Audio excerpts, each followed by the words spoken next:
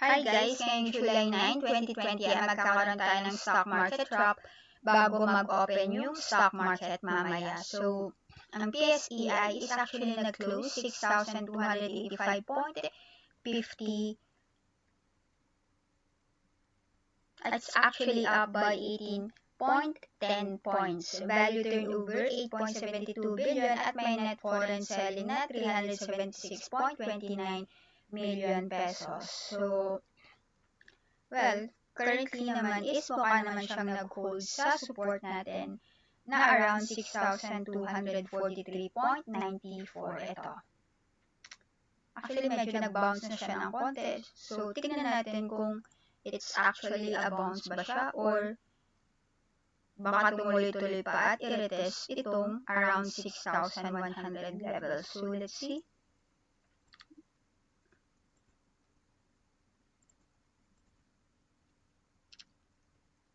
Wait, check natin yung US market. So, US market is actually good. Kanina is medyo nag-open siya na lower. Ngayon is positive na siya. So, let's see kung magtutuloy-tuloy siya hanggang mamaya. Kasi around 2.5 hours pa bago mag-close yung, around 3 hours pa bago mag-close yung US market. So, check natin yung Nasdaq. Actually, kanina down siya eh. So, ngayon is, ewan ko lang kung mag-all-time high na naman ito. So, check natin mamaya or bukas na lang. And the rest, Dow Jones and S&P 500 up din sila ng konti. Now, let's move on sa PSE. So, on that note, yeah, actually, medyo tingin ko nasa support area naman na din siya, so might possibly retest this around 6,386.17. Pero kung magkaroon ng negative sentiments is of course retest this next support area which is around 6,100. So yun yung nakikita kong support area and resistance. So, yeah, I think, pero on this note, I'm actually more bearish in the next few days. But then again, medyo, the next coming weeks and the next coming months, I'm actually more bearish. Bakit is, first is yung earnings report which is due probably around last week of July to August. Another thing is US election, November 3. US presidential election by November 3. So, medyo, on that note, medyo baka medyo, uncertainties will come sa market. So, yun, kaya nagre-rest off ako ng ilang stocks sa PSE. Except sa futures, of course. Kasi nababantayan ko siya. So, ito kasi, hindi ko masyadong nababantayan. So, yun yung aking medyo medium term na outlook for the PSEI. Pero short term, pwedeng magkaroon siya ng short term bounce. So, RSI level is actually around 54. So, check natin itong RSI. Ang gamit ko is actually not the default, which is 70-30, but inakyat ko siya to 80 at saka 20. Inakyat ko at saka binabaan ko yung sa oversold area. Sa overbought naman, tinasan ko ng 10. So, makikita mo naman is, paano ba gamitin itong RSI? Yun. Actually, pwede rin siyang mag-serve as support and of course resistance. So, RSI is actually a relative strength index, pero ang tawag ko dyan is resistance support index. Ito kasi yung mostly ginagamit ko kung may ginagamit man ako na indicator. So, yun yung pwedeng paggamitan ng RSI. Maliban dyan is dito sa area na to, depende sa sinet ninyo, pwede kayong gumamit ng default which is 70-30 or pwede nyo siya actually i-customize. Like what I'm using which is the 80-20. So pag sa 80 na, it's already overbought at kapag 20 and below, it's oversold. Pero syempre, the support and resistance will also come into play. Like for example, this one. So mukha siyang nag-hold dito sa level na to. So let's see kung magtutuloy siya and possibly retest this resistance area. So ito naman yung tinitingnan natin na resistance which is this. Nasa around, actually close to around 80 na RSI. So yun yung isa sa mga gamit ng RSI. So para at least hindi lang tayo yung nag-TA, parang tinuturo ko din ko paano siya gamitin. So next is, let's go on. Meron pa yung others like for example divergence. Pero sa mga, pag may nakita akong divergence, I will let you know.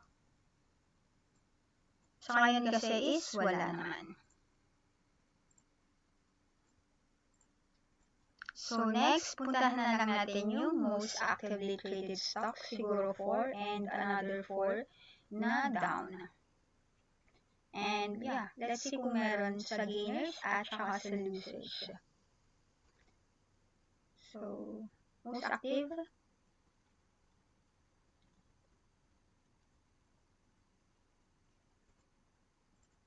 So, sa mga gainers, si APVI. So, nag-close siya 27.90. So, seems like nagkaroon siya ng bagong support area. So, check natin.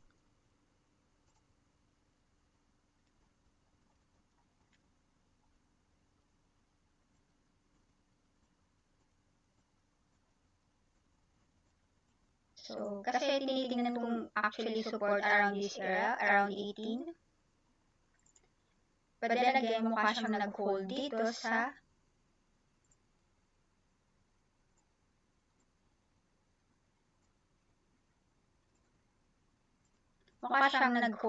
level na to, which is the around 24.50. So, nag-create siya ng bagong support.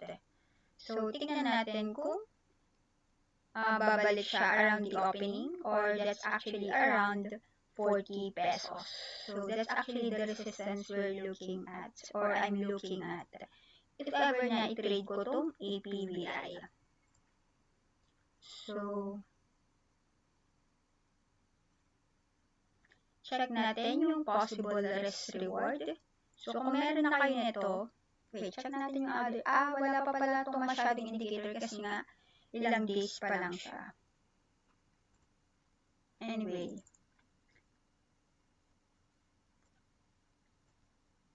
So, kasi for me, property is actually one of the sector I'm looking at. But on the Altus, yeah, maybe not. But on the TA side, kung nababantayan siya, of course, you can always, there's always an opportunity for you to take profit. Ako kasi, pag umaga is, dun talaga ako sa futures. So, yun.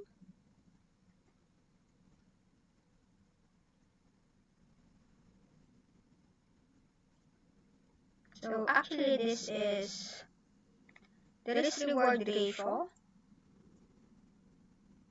Currently, nasa na pala siya, no? So, gamitin natin yung,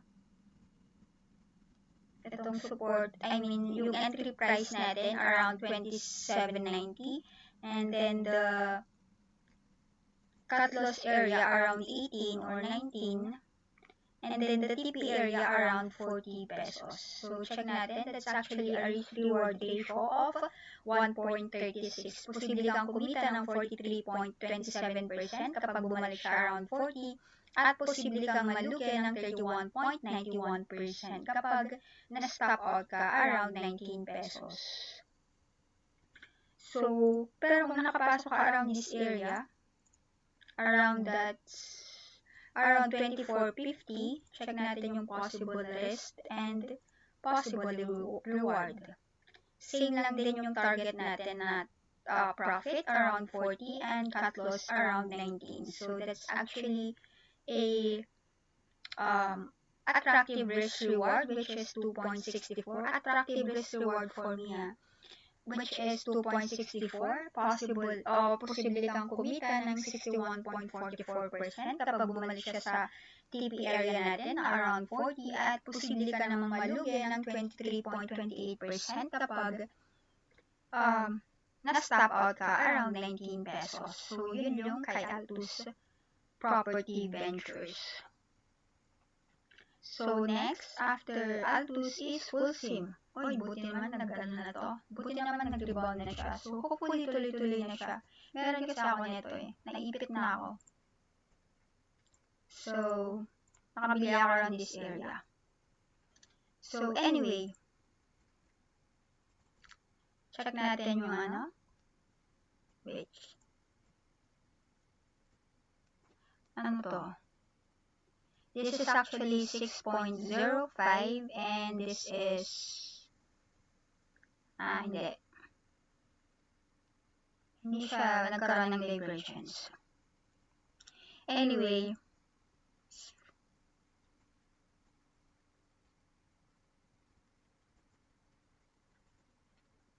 pero let's see kung mag-hold na tong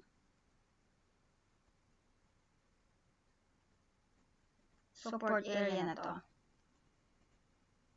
Kung magtutuloy-tuloy na siya dyan. And possibly retest, una-una is of course dito muna around 50 level bago yung sa 68 area. So hopefully naman is mag-continue na siya.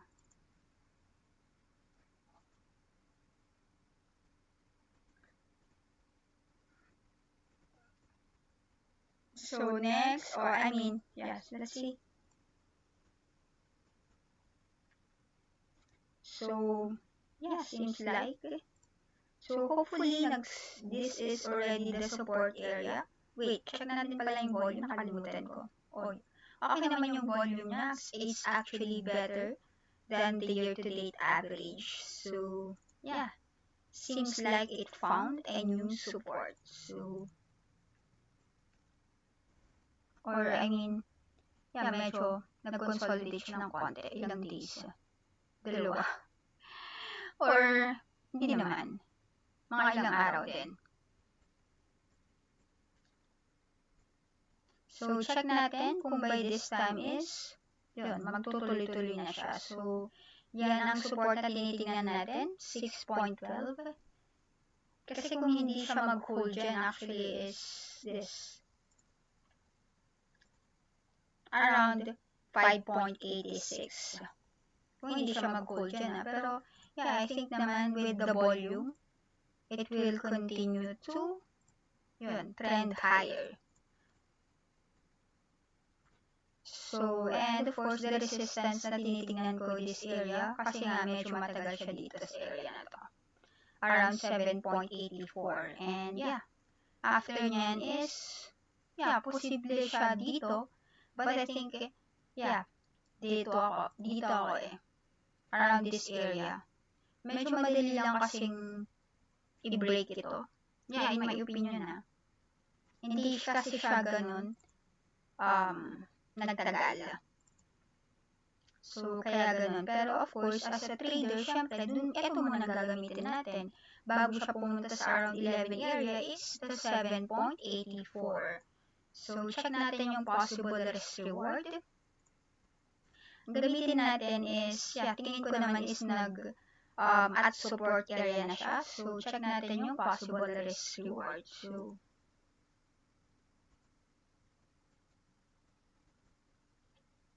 ang TP area natin around 7.85 at yung cut loss area natin around 6.12.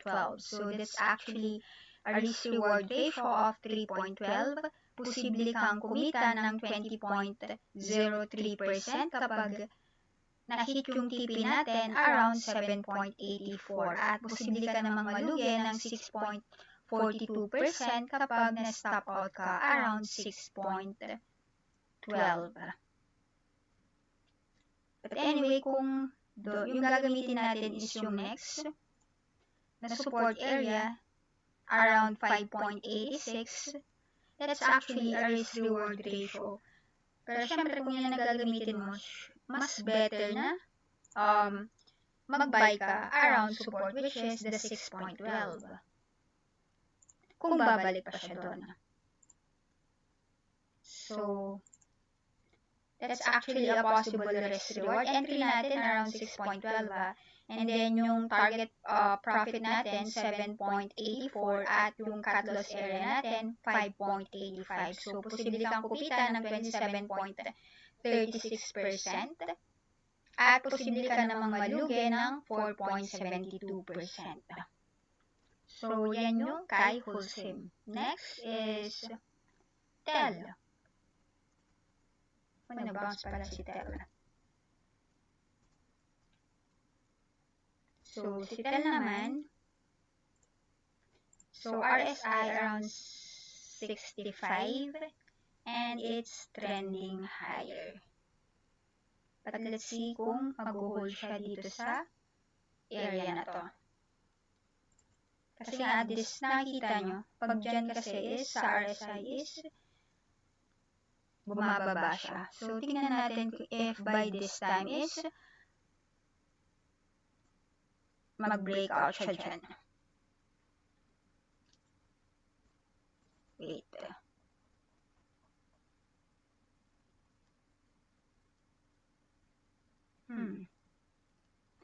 Actually, ang nakikita kong resistance around 113.71. Actually, possible siyang triple top kapag hindi siya mag-breakout dito Dito. Tapos dito. Kung hindi siya mag-breakout dyan. Pero kung mag-breakout siya dyan is of course next resistance natin this area which is around 1,438. And of course yung support na tinitingnan natin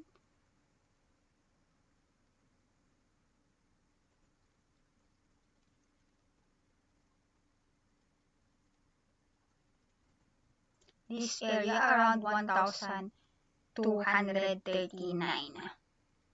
And of course, kung mag-breakdown pa siya doon, this area.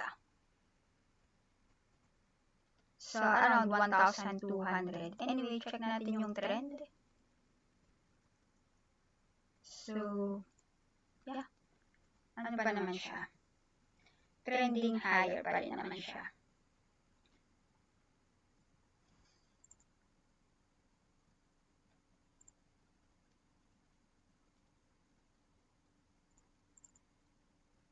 So, let's see kung mag-breakout siya dyan. Around sa 1,000. 1,371. Kaso kung at this point ka papasok, medyo ano na siya Tapos kung ganito lang yung target area mo, I think it might not be rewarding. Pero check natin. It's better to buy at breakout. Kasi baka dito is mag-pullback siya So, entry point natin at breakout and here yung cut loss area natin. Around 1,241. So, actually, risk-reward ratio niya is 0.52. Posible kang kumita ng 4.93% sa around TP area natin, around 1,438. At posible ka namang malugi ng 9.52% kapag na-stop out ka around 1,241.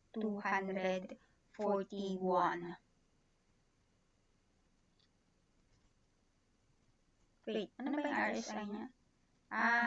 Oo nga, medyo crucial din actually yung RSI niya. Baka mag-correct eh. So, yeah, let's see kung mag-breakout siya this time.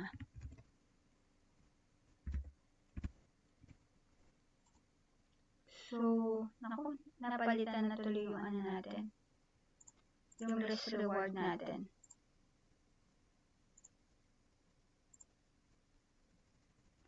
So, yun lang guys, yung masasabi ko kay TEL. So, medyo medyo careful tayo kasi baka mamaya this is a triple top. So, posible niyang i-retest tong solid line na to. Solid trend line natin.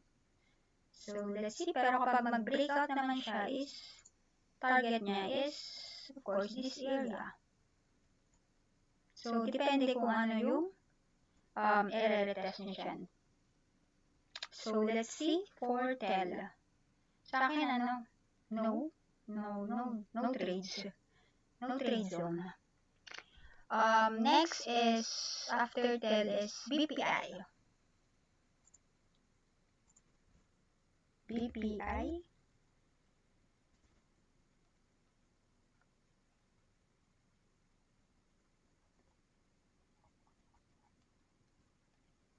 Uy, Doji. Ay, sorry. Doji and then up.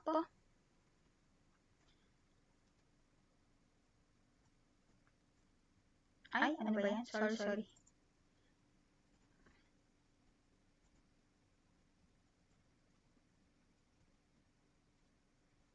Malapit siya sa support.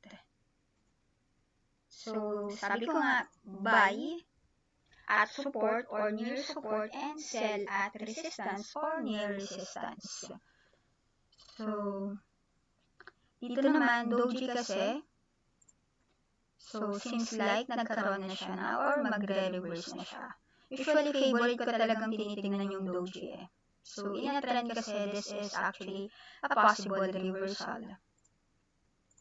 So, pwede kang mag-buy or kung sa futures is mag-short. Depende sa trend, of course. Oh. Pero ang tinitingnan natin na resistance area, eto lang eh.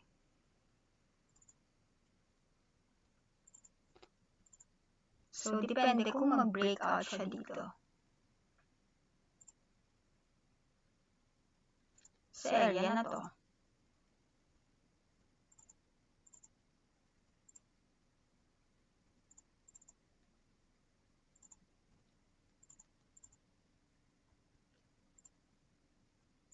Tapos, support area is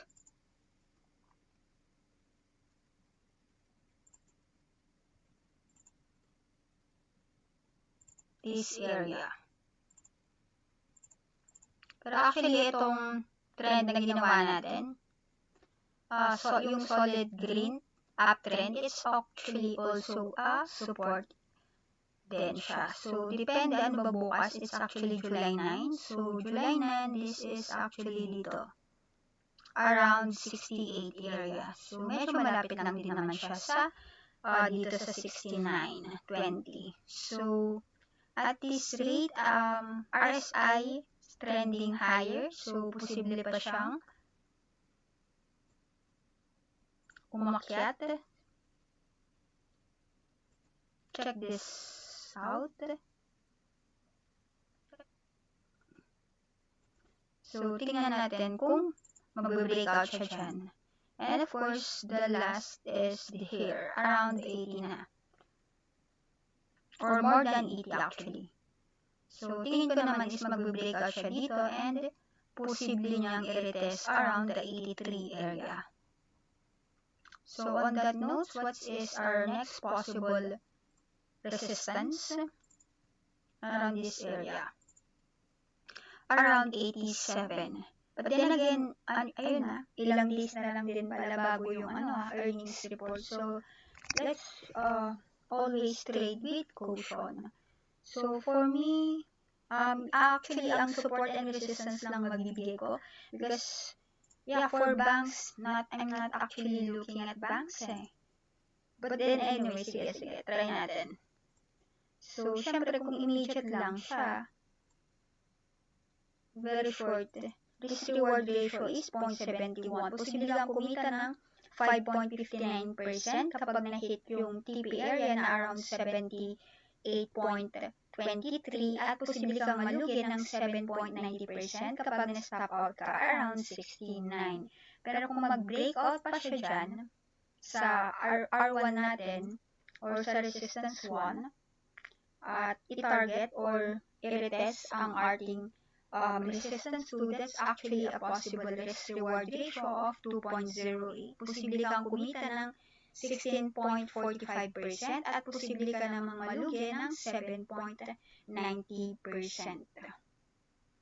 So, same pa rin yung stop out level natin. Yung TP lang yung nabago. So, yeah, let's see for BPI. So, tingnan natin kung ano siya bukas. 1, 2, 3, 4. So, I think that's it. Next is losers. So, si dito around 310 siya nag-lose. Tinitingnan ko siya at 290 eh. So,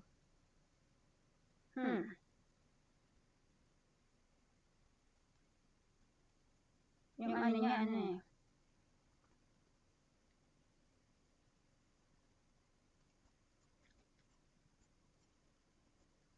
Nag-pull back siya.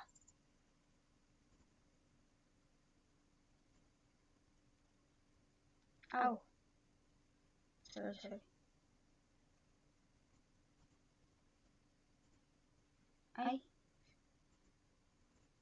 Tama.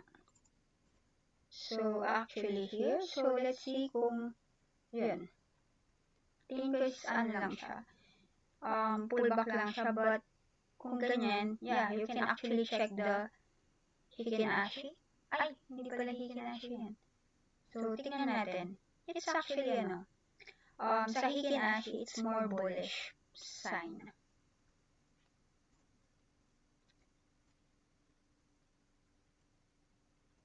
So, kung hindi mo alam yung ano niya, kung hindi ka makapag-decide kung ano yung candle niya, you can actually use the Heikin-Ashi. Kasi, tinatanggal niya yung mga noise. So, I think it's still bound to trend to retest the resistance area, which is around this area. Around 3.81. Also, kung sa candlestick naman, that's actually, check natin.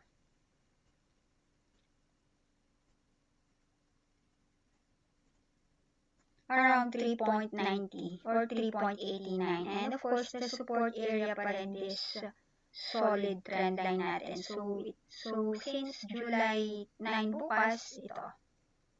Plot natin, July 9.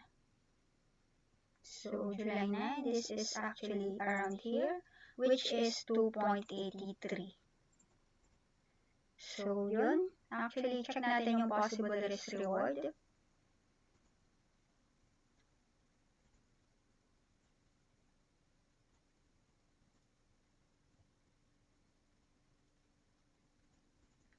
So, this is actually, yeah, okay pa naman yung risk reward, 2.89.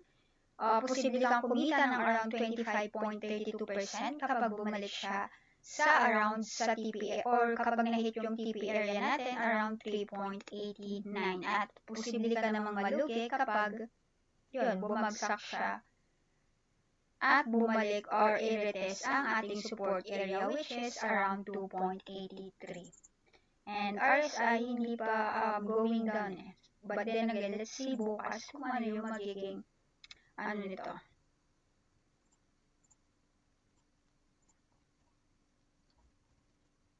Kasi ano pa naman siya, check natin Hindi pa naman siya nagbe-breakout. Nagbe-breakdown sa ano natin, sa RSI support. So, yeah, so kaya more on bearish pa rin tayo. Kaya na siya pababa. Pag nag-breakdown siya dyan, yun. Pababa na siya. So, for now, for me, I'm still actually more bullish. Siya na. So, kita nyo, hindi pa naman siya nag-break it down. So, I think the bullish or paakyat pa rin yung dito, in my opinion. Unless na lang is mag-breakdown siya. Diba? Yung ating indicator. So, next is BDO. O, isang bangko na naman to. Ayaw na ko yung bangko eh. Ang palit lang eh. Actually, I'm not looking talaga into banks eh. So, for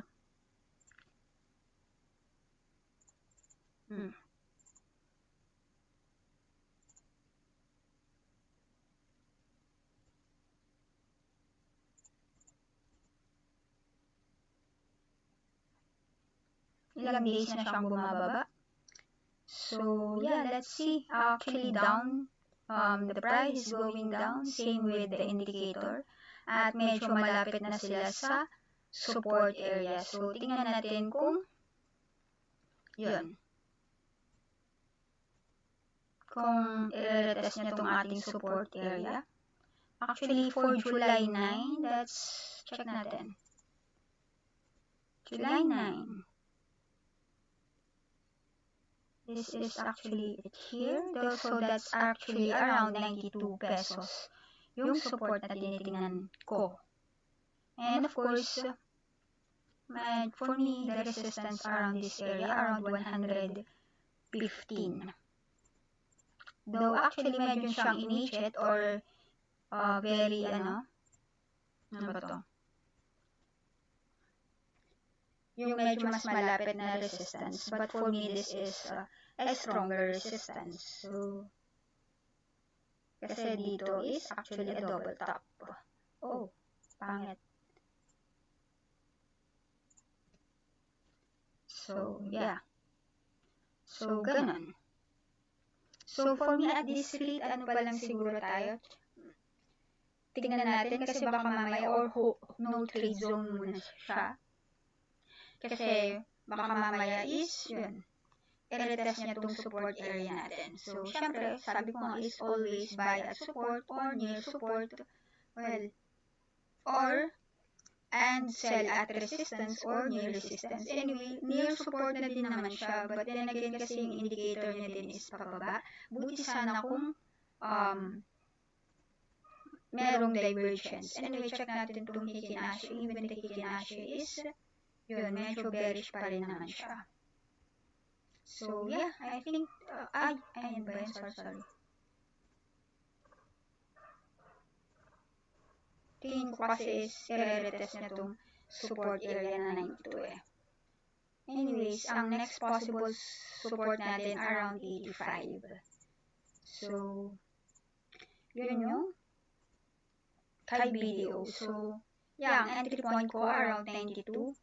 TP ko around the 115 and cut loss area ko. Kung iti-trade ko to sa around 85. So, that's actually a risk-reward ratio of 3.4. Posible kang kumita ng 25.66% kapag na-hit yung TP area natin na 115 at posible kang malugi ng 7.56% kapag na-stop out ka sa around 85. So, yun lang yung kay BDO. So, next, after BDO is ICT. O, tumuloy-tuloy siya. Kasi last time, ito yung resistance niya is the 107. Or I mean, close to 107. So, hindi siya tumuloy-tuloy doon.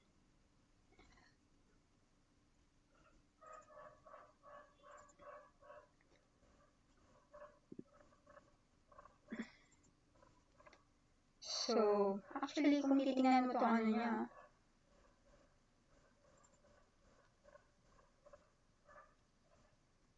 dito pa lang, nag-ano na siya. Actually, nag-break down na siya. Dito sa area na to. Tapos, sa bagay, medyo umakyat naman siya dito, pero, yun, hindi pa rin naman siya nag-break out dito sa dati niyang support.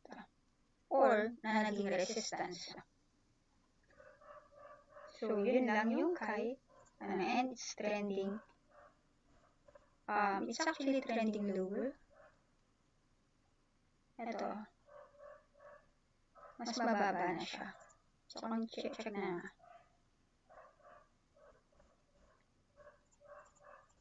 So, yun. Palakayin natin. So, yun, nag-breakdown siya. Konti. So, yeah. For me, for ICT, might actually tapos break. May gap siya. This is the low, 102.20, and the high is, yun, medyo may konting gap siya. So, on that note, yeah, baka magtuloy-tuloy siya dito. So, check natin yung possible support and resistance. So, for me, etong solid trend line natin yung nakikita kong support eh. So, this is actually around 93 area. And of course, the resistance pa rin natin is around this, or the 107 pesos. So, risk reward parang ano lang siya eh, 1:1 eh. Check natin.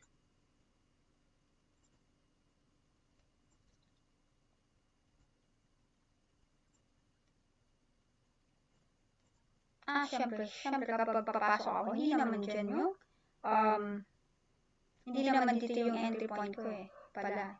So, ito yung entry point ko sa support, which is sa around 94.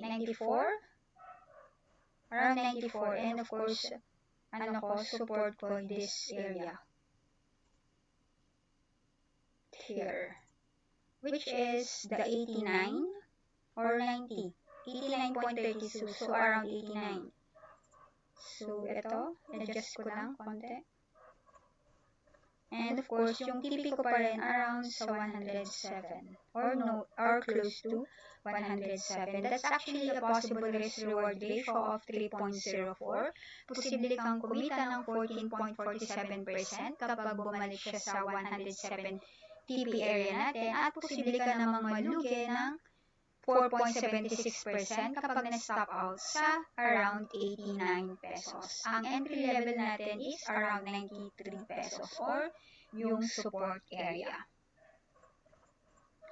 So, after ICT is 1, 2, 3, Metro Bank. Bangko na naman. Yan.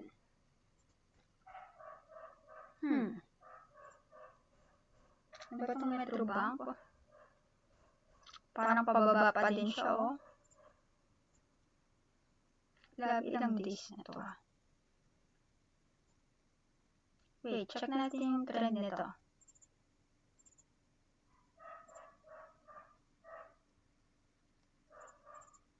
Support naman siya. So, tingnan natin kung mag-hold dyan sa tinitingnan natin na support area. Kasi kung hindi siya mag-hold dito or around this area na around 36, syempre, next support na niya is of course dito. Around 33 area or pwede siyang mag-create ng bagong support area around this, within this area from the 36 to 33. So, and of course, resistance na nakikita ko is still here. But then again, meron tayong of course, immediate resistance which is this area. Sa around 40 pesos. So, yun. Risk reward, actually, I'm not into banks.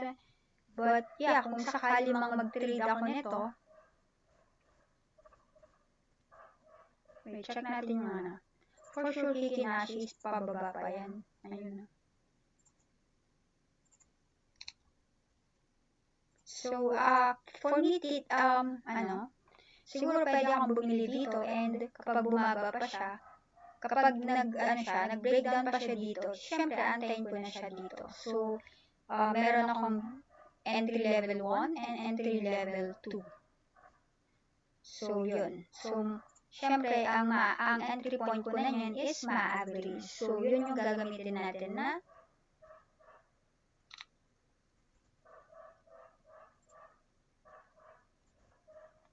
na entry point natin, which is the average, which is around 36 area, 35, 50. And of course, syempre, hindi yan yung tinitignan ko na resistance.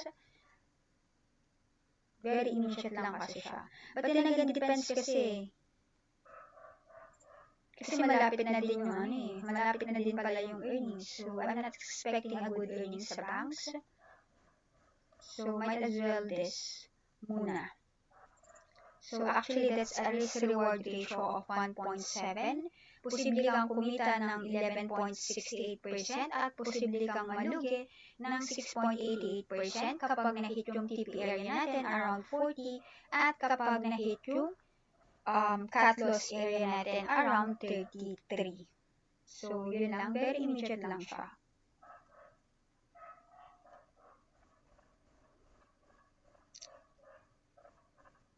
Ang ginamit natin yung entry point around 35.50 Kasi meron akong entry point 1 dito and entry point dito. Kasi kung nag-ano naman siya, kung umakyat naman na siya, syempre hindi na ako bibili pa.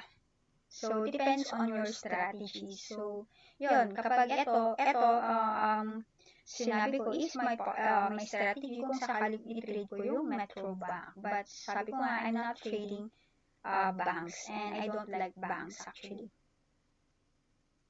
So, I think that's it. Apat na yun eh.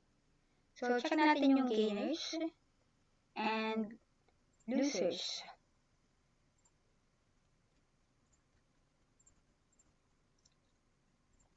So, PLDT tapos na, BPI tapos na, API tapos na, Wholesale tapos na, and then CGMA 7. So, CGMA 7 lang.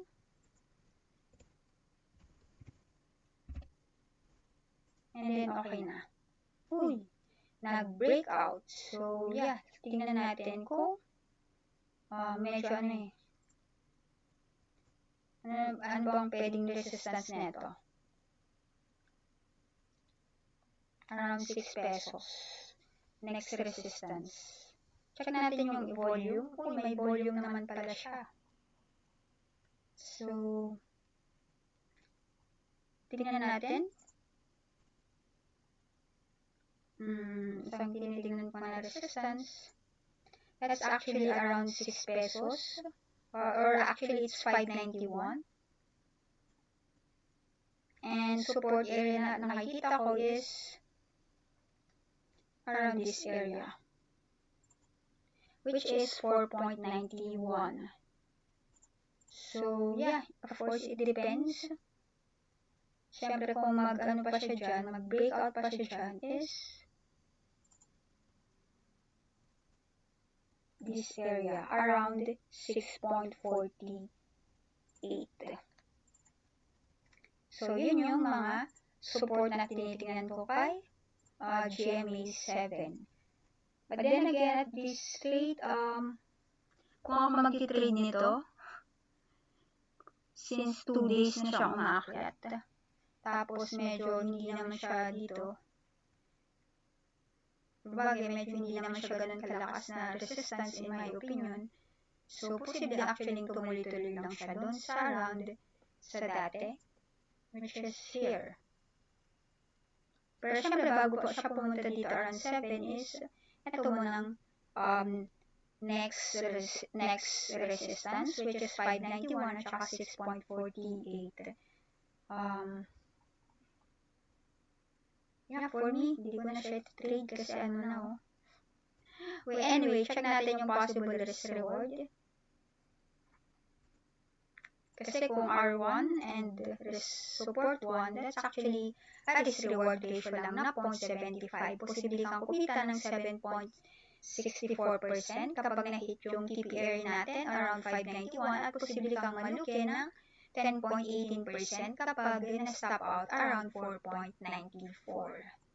But then again, kung nag-breakout naman siya tumuloy-tuloy hanggang 6.46, that's actually a risk-reward ratio na 1.71.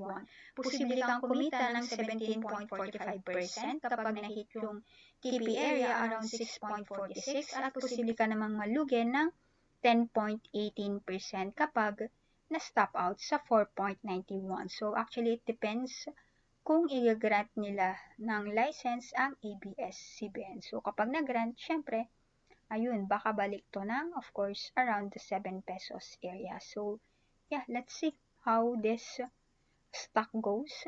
And aside from that, GMA7 is nagbibigay siya ng very attractive dividends. So, ano na next? Wait, check ko lang Holding pa din naman yung, ano. Next is Macro Asia. Macro Asia Tech and AGI. Tapos, sinamahan mo pa ng MWC. So, siguro mga yun lang. Tapos, Megawide at saka Cebu Pacific. Puro actually related sa, mostly related sa sa travel. Si Mac at saka si MY tapos sa Cebu Pacific. So, sabi ko nga, I'm not into banks and travel industry. But anyway, in trading, there's always an opportunity naman. So, Mac. Nangyari dito. Macro Asia.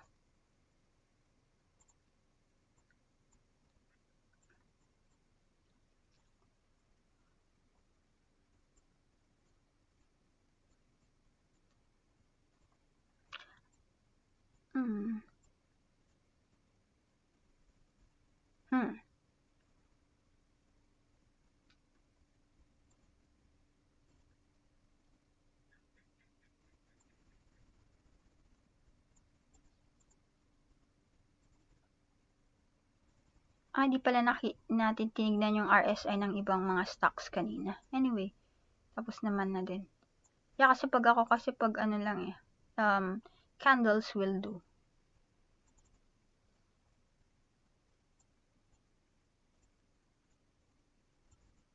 Actually, ang nakikita ko dito is actually a possible flag. So, possible flag. Possible. So, check natin. Wait. This is the price range.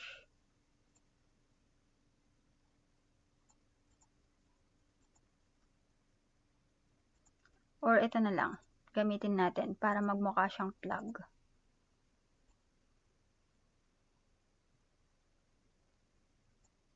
So, yan. And, copy natin.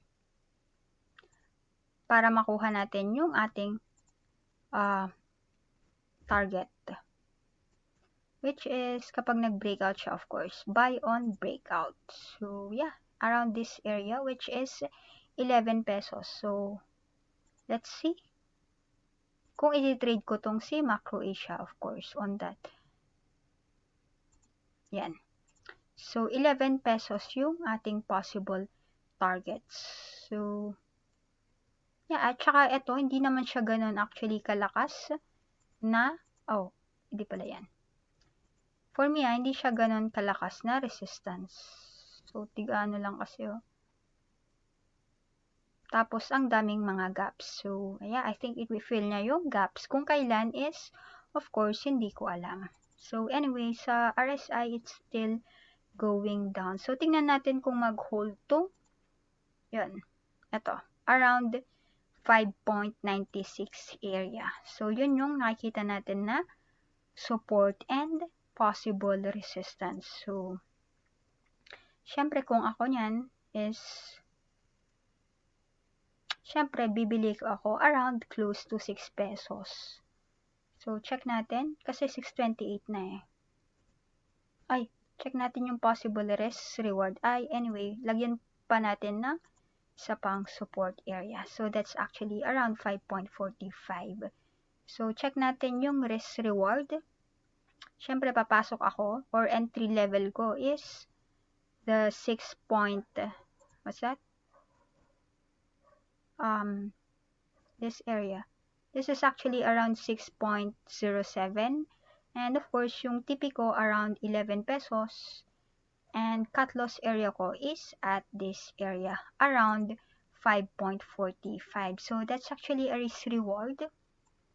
Assuming of course iti-trade ko siya, that's actually a possible risk reward na 6.81. Posible kang kumita ng 84.18% kapag bumalik siya or na-hit yung TP natin na 11 pesos. And of course, posible kang malugi ng 12.36% kapag na-stop out ka around 5.45.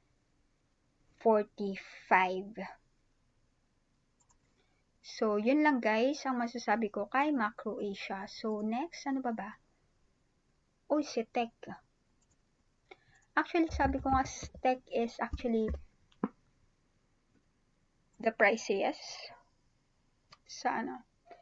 Medyo pricey siya when it comes to valuations. The price to book value. Kasi nag-breakdown na siya dito eh. So, yeah, for me of course is antayin natin siya na mag-breakout dito bago ka bumili. Or bago ako bumili.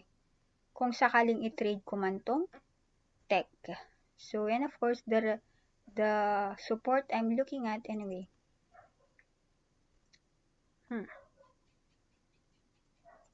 Check natin tong RSI. So, medyo interesting siya.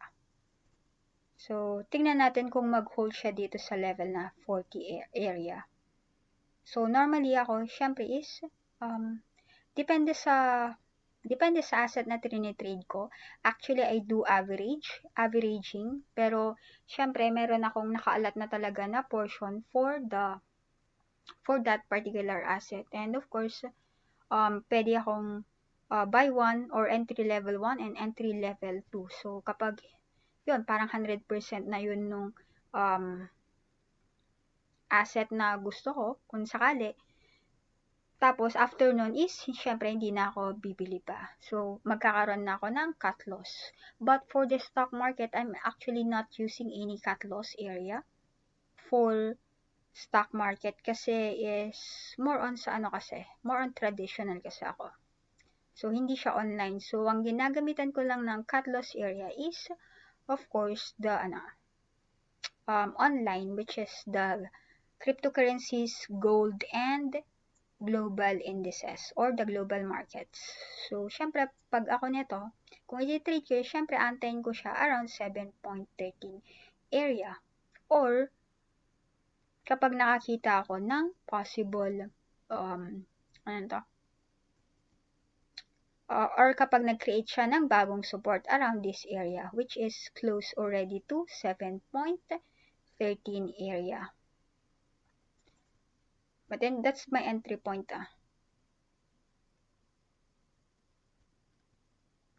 Dami niyang gaps. So, may gap na siya dito, meron pa siyang gap doon. So, yeah, sabi ko nga, gaps are usually gut filled. So, kung kailan is, of course, hindi natin alam. So, syempre, ang entry level ko around 7.13. So, kung sakaling iti-trade ko siya, antayin ko siya dito. And then, TP area ko around this area. And, cut loss ko around 6.13. So, that's actually a risk-reward ratio of 2.34. Posibleng kumita ng 33.89% kapag na-hit yung TP area natin around 9.67 at posible ka namang malugi ng 14.50% kapag na-stop out around 6.13. So, ang entry point natin is around 7.13 pesos.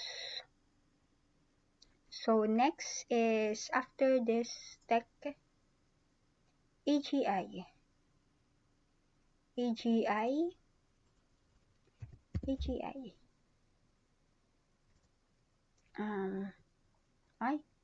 Ba ito? Breakdown na siya. So, let's see for AGI. Parang ano to, puro down na lang siya ng down. Down. So, actually, pwede pa siyang mai-down, no? Sa July 9, bukas, this is the support I'm actually looking at. Kung sakali mang i-trade ko to. So, dito sa 5.80 pesos. And of course, the resistance I'm looking at is around this level, around 7.66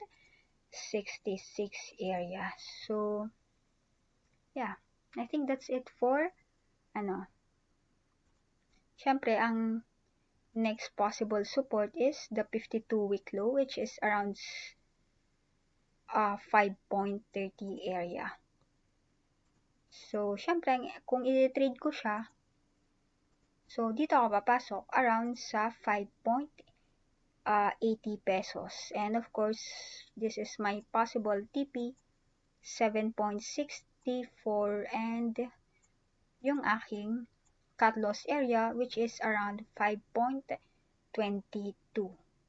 So, that's actually a possible risk-reward ratio of 3.03. Posibleng kumita ng 31.27% kapag na-hit yung TP area natin na 7.64 at posibleng malugi ng 10.31% kapag na-stop out sa around 5.22. So, ano pa? Yes, siguro yun na. Last na si MWC. So, MWC, if I'm not mistaken, ito yung near resistance the last few days. Ayun nga. Ayun. So, yun. Ang resistance. So, that's actually a double top. At overbought area kasi siya. Overbought siya, diba? Yun na. So, on that note, yeah, let's see.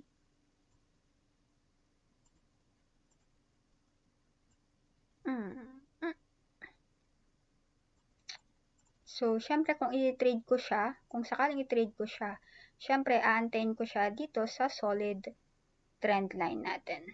So, this is actually, so July 9 bukas, diba? So, July 9 ngayon, July 9 pala ngayon, kasi umaga na. So, ilang hours na lang mag-open na yung market. So, July 9, this is actually here. So, that's actually around 12.20 pesos. Oh, this is, ano pala yan? Green pala siya. Tapos, yun yung, pa rin? Resistance. But then again, kung titignan mo, it's actually 1:1 lang siya eh. Ang tingin ko parang 1:1 lang yung ating anyway, eto pala yung entry point ko, diba? And of course, yung cut loss area ko, kung sakaling futures to kung sakaling futures lang. Kasi sabi ko nga, sa futures ako naglalagay ng cut loss. Sa local stock market, not. Ipapasell ko na lang siya. Kasi nga, traditional. So, yun.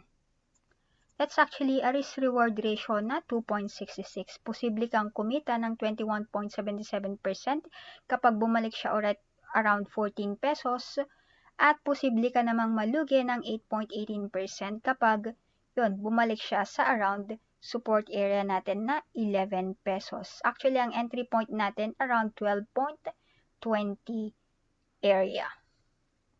So, antayin ko siya dito. So, yun yung kay MWC. So, yeah, I think that's it. May pala. Parang nagsabi siya, ano ba yun? Fly, FNI, and ano ba yun? Yung sa group. LTG. So, check natin yung mga yun. Fly. Meron pa ba dito? Pareho na namang kasing related sa Tavos. So, sige, check natin si Megawide at saka si Cebu Pacific. And that's the last. M-Wide. Nako, this is. Check natin yung trend. Kung siya.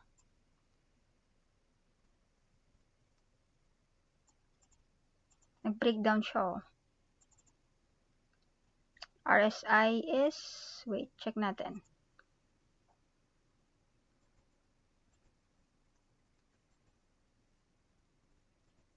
Ayun medyo lumusot siya sa ating support na tinitingnan. So, yun. So, ano ba yung RSI niya? Around 50 pesos. 50 pesos. Around 50 eh. So, since Megawide is actually more on sa, yung mga nabag niya na projects is actually related sa mga sa travel. Sabi ko nga, travel and banks, I'm not looking into it. So, but anyway, sakali mang i-trade ko siya, based on sa TA lang, based on sa TA lang, parang nag-trade ako based on sa TA lang. Yeah, actually, ito yung tinitignan ko na support. Around 6.64 or this area. Actually, hindi pa nga dyan Basta around 6 pesos. Around 6.37 mga ganon. So, yun. Ang tinitignan ko na support area. Basta around 6 something. Or this. Gamitin na lang natin to. Hindi yan. So, eto. So, ito yung tinitignan ko na next possible support. So, yan. Para hindi to. So, igitna na lang natin to. So, around 6.5. So, medyo malapit na din siya. But then again, syempre, titignan ko kapag meron ng confirmation na aakyat siya. Kasi nag-break, dito, di ba, nag-aano siya? Nagko-consolidate lang siya. Dati kasi nagko-consolidate siya, up, consolidate, yun, breakdown siya. Pero, so, tignan natin kung mag-hold naman siya around this 650. So, syempre, ang buying ko around this area. Around the 650 area. So, and then of course, resistance ko at this area, which is around 8 pesos. So, next possible ko na support is actually dito na. Around the 5.87 area. So, syempre, ang entry point ko sa dito. So, dito na lang sa gitna nan. And then, TP ko around 8 pesos and my cut loss area around 5.87. So, that's actually a risk-reward ratio of 2.46. Posible kang kumita ng 23.85% kapag na-hit yung profit area natin around 8 pesos at posible kang malugi ng 9.69% kapag na-stop out around 5.87. So, ang entry level natin around 650 area. Kasi pababa pa siya eh. So, next, last, Cebu Pacific. So, yeah, sabi ko nga, I'm not into travel. So, yun, tuloy-tuloy pa siya na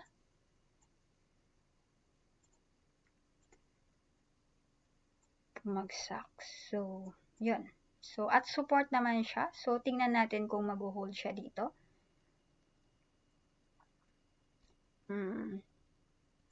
And, yeah, resistance na tinitingnan natin around this area, which is the around 54 area.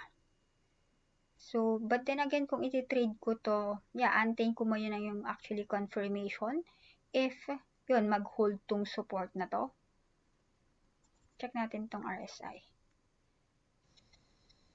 Or, kapag nagkaroon ng reversal tong RSI. Palakayan natin. Tingnan natin kung, yun. Kasi nasa support area lang din siya eh. Ay, wait. It's actually not on the support eh. So, eto siya. So, actually, ay, eto pala. Yun.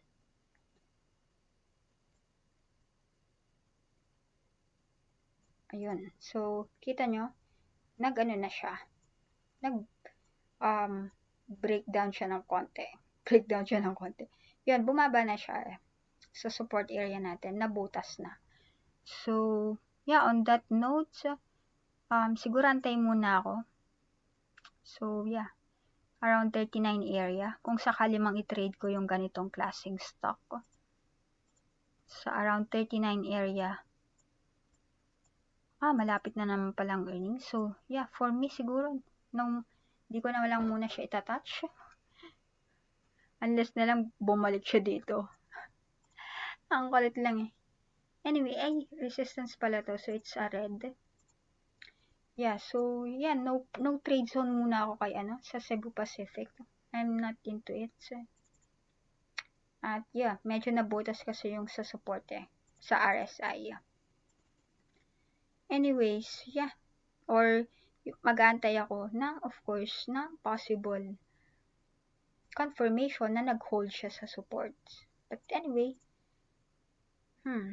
buy at support and sell at resistance. So, nasa support na siya. Ang kulit ko lang eh. Travel kasi ito eh. O, kung sakaling hindi siya travel, of course, bibili na ako at this point eh. And of course, ano ko dito? Cut loss area. Kung sakaling, futures na lang yan. So, yan yung, pero hindi ko siya iyan siguro eh. Yun. Actually, risk-reward ratio nito of 6.6. Posible kang kumita ng 30.44% kapag bumalik siya around 54 area at posible kang malugi ng 4.61% kapag na-stop out ka around 39. Pero itong gagamitin natin, which I think baka bumalik siya when it comes pag malapit na yung earnings season, kasi nga for sure wala tong masyadong kita or lugi na naman siya. So yeah, I think that's it. On the fund side, hindi ko siya iti-trade. Sabi ko nga, I'm not trading travel and banks. So, kapag ganito na siya, it's not more attractive para sa akin. Risk reward is 1.26. Posible kang kumita pa rin ng 30.44% kapag bumalik around 54 at posibleng malugi ng 24.20% kapag bumalik siya around 31 area. So, let's see for So, good luck na lang sa mga nagtitrade kay Cebu Air. Sabi ko nga, in trading, there's always an opportunity naman. So, depende kasi syempre kung long term or kung anong plano mo, anong risk appetite mo, and yun. And how you plan to hold it. So, yeah, kasi the decision is still yours. So, I think that's it. And then yung sabi niya na ba yun? Fly FNIN ano ba yun? LTG if I'm not mistaken. So, ito namang si Fly.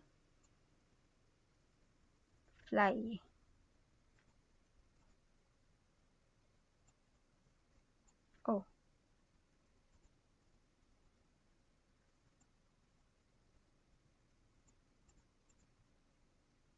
Ayun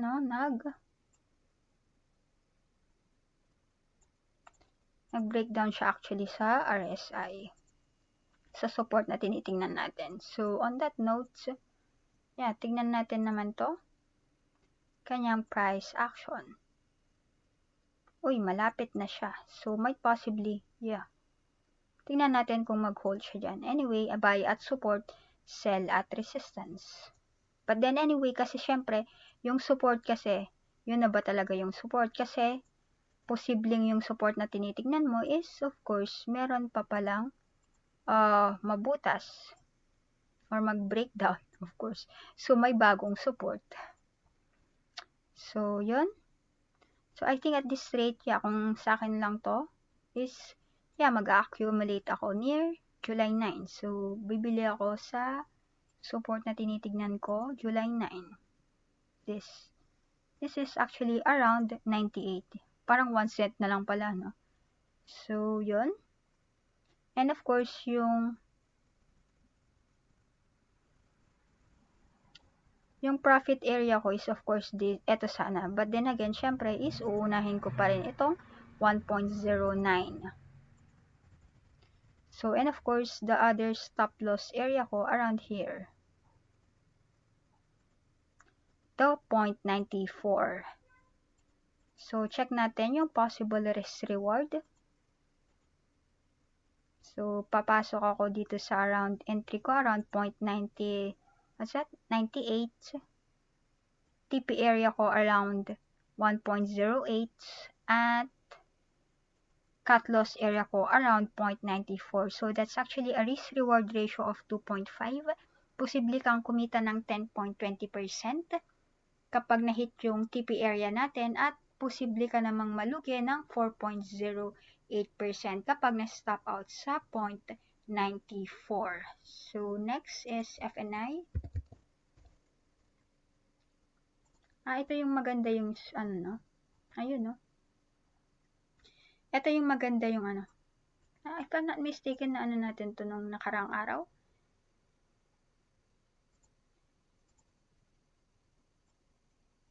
Yun. Maganda yung kita niya actually. But then again, kung titignan mo siya on a technical notes is, yun. Nasa resistance na kasi siya. So, kita nyo. At, yun, no? Di na nga siya umabot pa sa resistance na tinitignan natin. Ito kasi yung, pangit kasi. Yung pressure is pababa. So, I think for me, for FNI is, ang tinitingnan kong support area is this area, July 9, which is here, July 9. So, that's actually around 0.86. So, syempre, ang next support na tinitingnan ko is this area. Around 0.73. And of course, yung resistance na tinitingnan ko, this area. Actually, this area supposedly near, yan, 1.16 area.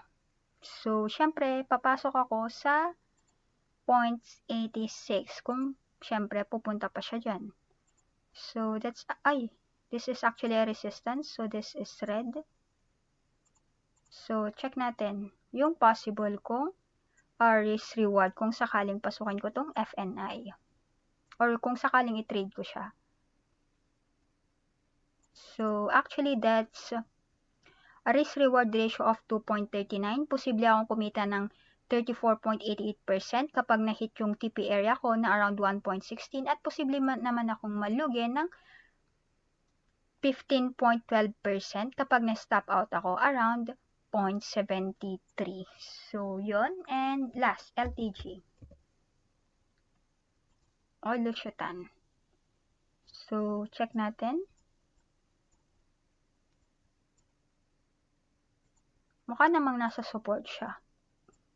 But then, i-plot natin.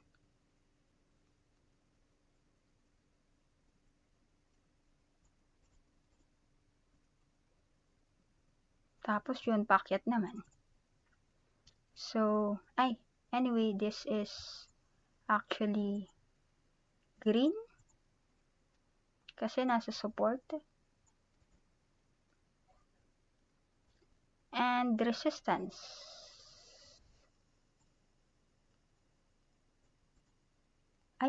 Sorry. Pala siya na Wow, parang doji siya. Actually, doji siya. So, tingin ko it's bound to trend higher. This is actually a dragonfly doji. So, that's actually a bullish candle. Yung RSI naman is paakyat. So, yeah, on that note, syempre, ang entry level ko at 8.45, wala pala tayong resistance. Ang resistance ko is this area around, ano ba yan? Ang kulit lang eh. Wait. Dito yung resistance natin, around 9.50 area. At yung support naman natin is around this area. So, let's see kung ano yung possible support and risk reward. So risk reward is actually 9.52, 786.